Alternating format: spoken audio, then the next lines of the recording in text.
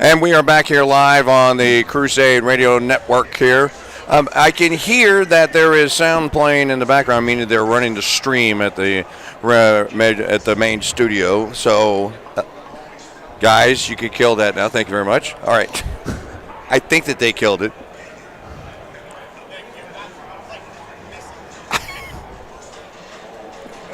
Tradpack, can you call them and tell them that we're kind of like broadcasting? Are we connected? We are connected, aren't we? Boy, Evan Saying comes in here and blows everything up. Poor Evan. I blame Evan. I'm just going to blame Evan. I mean, you're streaming live.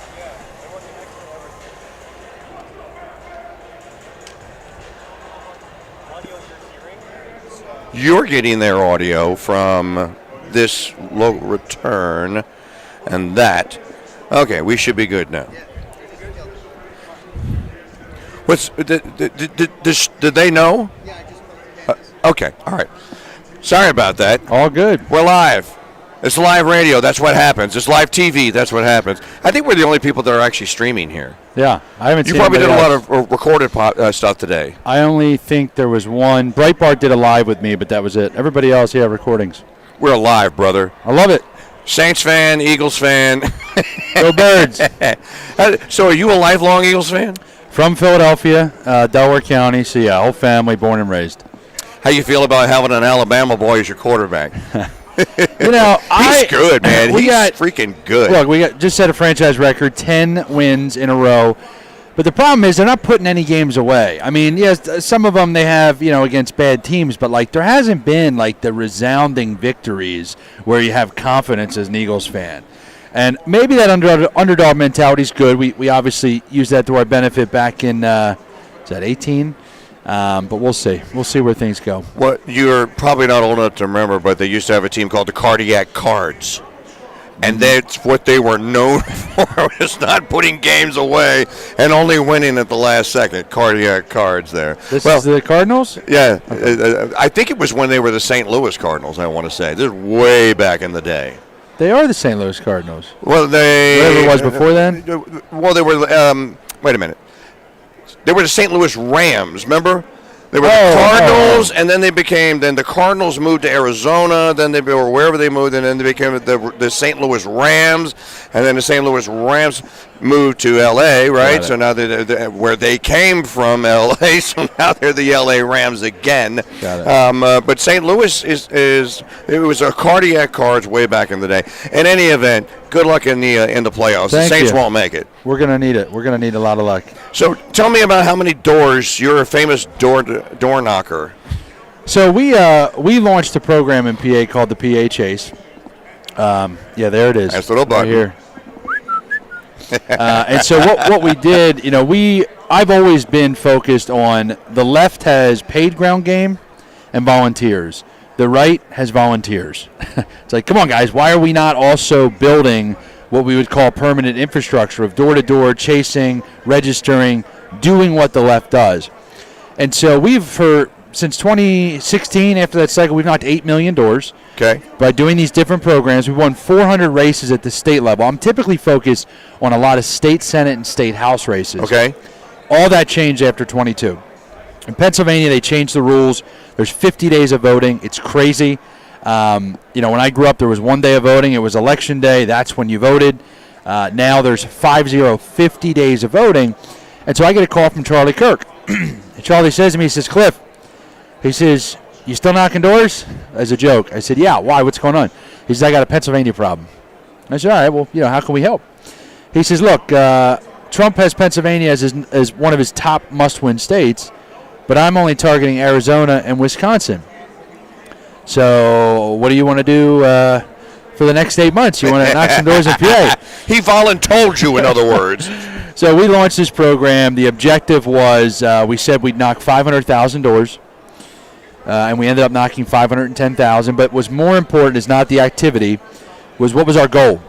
So Trump and the other Republicans, since they've changed the rules to allow for these 50 days of voting, they have averaged 20% of the mail-in portion. So 20 to 80. We said if we can do this program and increase it to 33%, we will win Pennsylvania. Trump got 34.5% of the mail-in vote. 14% increase, and we won Pennsylvania by 1.7%. So at the end of the day, defeating the Democrats comes down to a mathematical equation, basically. Correct. Can it be done? All right. They also have they've changed the law in California. Have this thing called ballot harvesting. Can you beat them? I remember in 2021 or so, after the defeat and after he's out of the White House, and I remember him in one of the interviews where he was talking about this. He was asked a question about, well, why run again? The same thing will happen to you again. And he said something to the effect. He said, "What we've got to do, we've got to think like Democrats. Just to get in there, we have to do it. We have to do what they do. That's what we have to do. And if you're not willing to do it, then we're going to lose." And he's good. Spot on. That's good, huh? And I think I think that was a Rosetta Stone moment for him and for people around him to go like, get in the game, do what they do, and beat them at it because you're smarter than they are. Here's how I define the culture or the atmosphere of Republican, let's say, thought. And this was mine. It might not be yours. It probably aligns well with Trump's. 2020, we all said, vote on Election Day. It's the most secure way to vote. We don't want to give the post office our ballots. We don't trust this mail. Just vote on Election Day. Okay, then we lose. 2021, we said, hey, maybe the courts will fix this.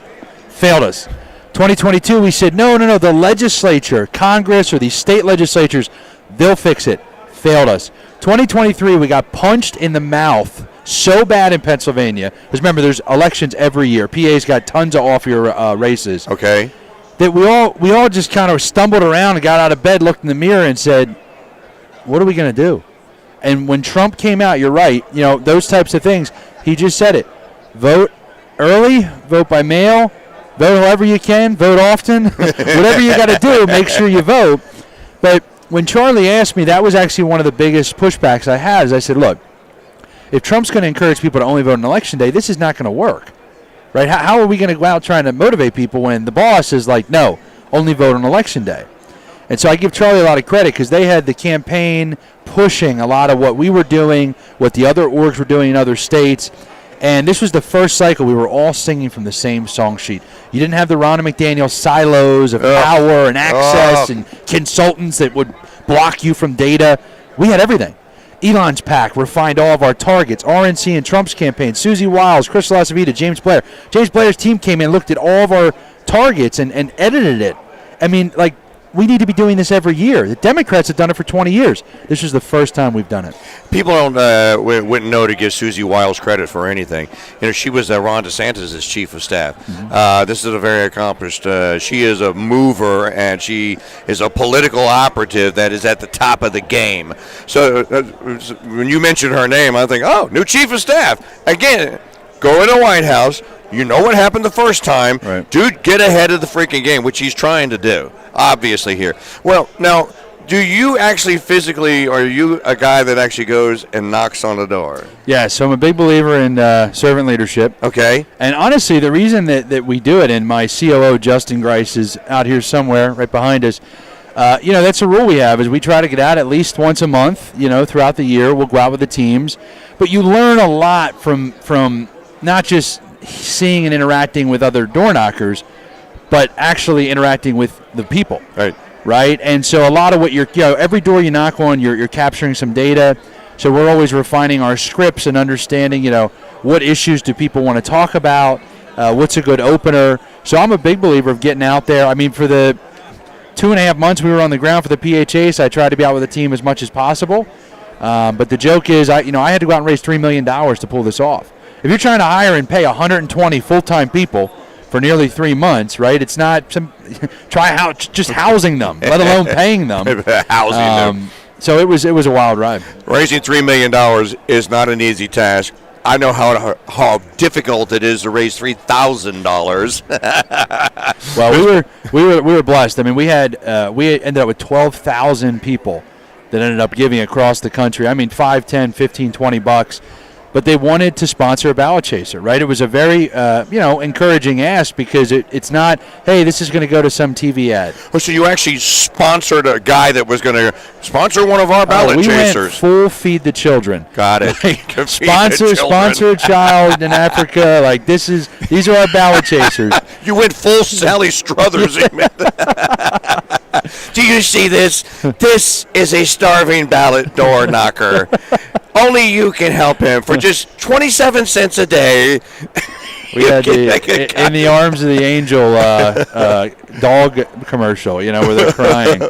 Now, but I'll tell you, I mean, being able to give them a direct way to give, and here's the best part. It was like, if you win PA, you win the White House. How do you win PA? Mail-in ballots. That's the problem. And you can sponsor a mail-in ballot chaser. That's an amazing thing. We did live election night coverage in 2020. We did it in 2016 and 2020, and we went to bed. We turned the show off. We called it quits at like 11:30, 12:30 Eastern, November the 3rd, 2020. Yes. I want to say, and Pennsylvania, he was up 700 some odd thousand votes. I woke up, started the show at 6:30 a.m. 5 hours later, and now the margin is down to 170. By the end of the day, it was down to 70. Then the next day, it was down to 20. And of course, we all know how that ended. And this year, we were laser focused on 2 counties in Pennsylvania, Butler County, and then there's what's the other one? So Bucks. It's Bucks County. We're monitoring. You probably know Don. He works for 2P USA as a fundraiser. Don's my numbers guy, and Don was like, Mike, we're just going to focus on Bucks County. We're going to watch Bucks County, and Bucks County came in late. This year came in late, but and he was down in Bucks County until they got to about 60% of the vote, and then he finally went. It was up at 50.1, and then the rest, as they say, is history. The point is that we were all watching Pennsylvania because Don said Don had the Trump campaign numbers. He goes, if he gets 53% in Bucks County, he wins Pennsylvania. So we're waiting for it to get to 53. That's when they called. That's basically when the AP called it. When he got to 53%. Or 54% in Bucks County, it's over. She's done. He's president. It's just an amazing thing to have been a part of. Well, it was wild for us. One, I mean, it's my home state, right? So I get to go to your, home state, work the streets you grew up on, like that, and not just for a political race, but the political race that decided the White House. Right. That's right. So it was just awesome. Movies are going to be made about this. Well, Charlie made me come on his live stream the night of the election because he did the math, and he said, well, Georgia and North Carolina are going to come in. If they call PA, that's going to be the call. And so he's like, no, I got to have you on. We got to have PA updates. We got to talk through it. I'm like, all right, I'll come on. And literally, like you, it's like sometimes they're out here, right? Well, they keep me on until 4:30 Eastern in the morning, right? And I'm like, my gosh. But it was awesome because when Fox called it, 90 minutes beforehand, right, like Don that you work with, we knew because of our results in the field, we knew where some of these counties were going to land. So when there was 50% in, not for a certain candidate, just when some of the votes came in, like Allegheny, once Allegheny, because it hit early, when Allegheny came in, like when it fully hit was about 90 minutes before Fox called it, we were like ready. I texted Charlie, I said on the live stream, like, Charlie, I think it's time to call PA. Like, she doesn't have a path. The numbers weren't there in Philadelphia County and the Collier County. That's right. And like you said, when Bucks was where it was, we were like, oh, my gosh. But these news pundits, obviously, they're not working with the data we are. So they're just looking at the Secretary of State's where it was cool to be able to project this because you've lived it for 2.5 months and you have all that data. Is that all you do is door knocking, or do you have I say real job. I work in broadcasting. like that's a real job. Do you do something else? We do campaigns across the country. Okay. Door to door. And so, like right now I'm being recruited to go to New Jersey and Virginia for the governor races. And we have a toolkit that works, right? The thing I'm always struggling with is we don't want to have to go out and raise it. Right, I'm going to relaunch the PA Chase in 25. Josh Shapiro, our governor in PA, has already said he's back out January 1 of 2025. These Dems are serious, right? Like, Right. This is not, they might have lost, but they have the money's coming, the Soros funding's there, and they're going to start chasing requests and ballots. Okay. So we are always doing different projects, different places. Sometimes we'll jump up and do some federal races, but our group, Citizens Alliance, is who ran the PHAs. We operate in Pennsylvania, New Hampshire, Idaho, and North Dakota. Those are our 4 states where we target state legislative races. But we're always placing our door knockers in races across the country. And the state races are so important. They're important, but the things that have been done with the courts have almost made them like not important. Like you mentioned the Pennsylvania legislature acting in 2023. I thought that they tried to get it right. I thought that in 2020 they tried to undo the damage of what they had done with the mail-in ballots, going like, well, I think we need to back off of this, tap the brakes on this. Pennsylvania Supreme Court snuffed it out. The Secretary of State was having none of it. Shapiro certainly was having none of it. Just a terrible and tragic situation. Well, let me ask you about Virginia. Then I'll let you get onto your cocktail.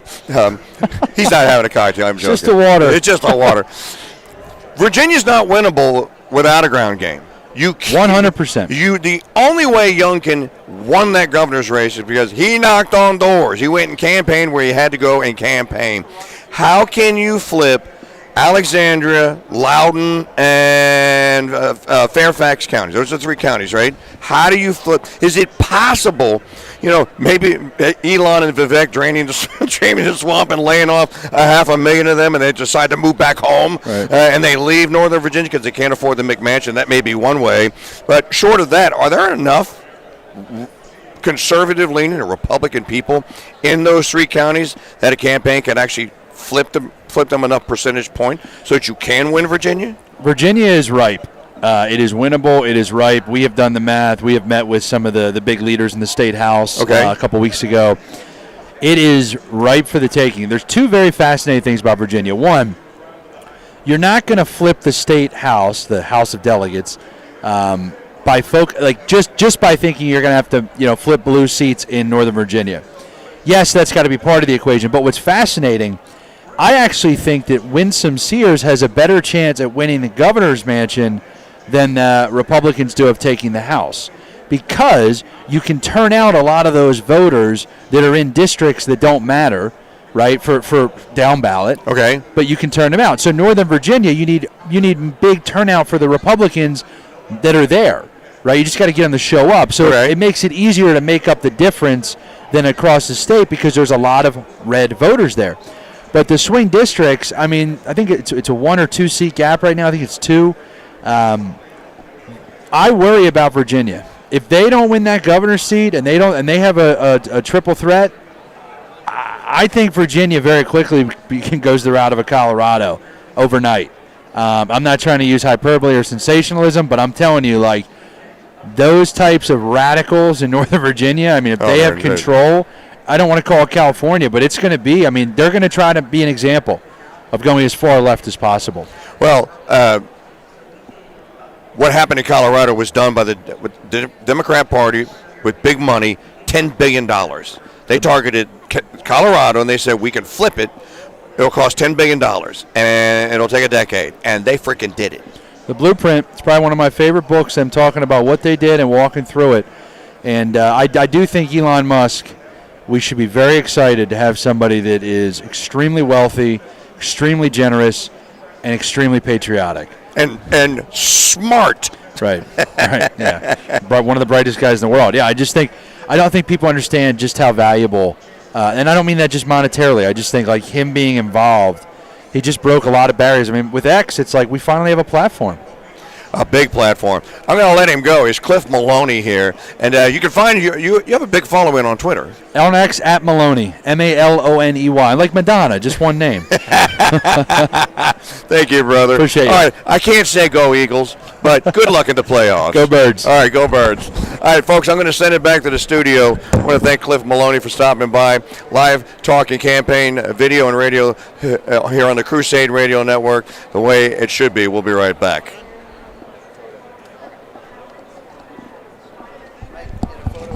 Yeah.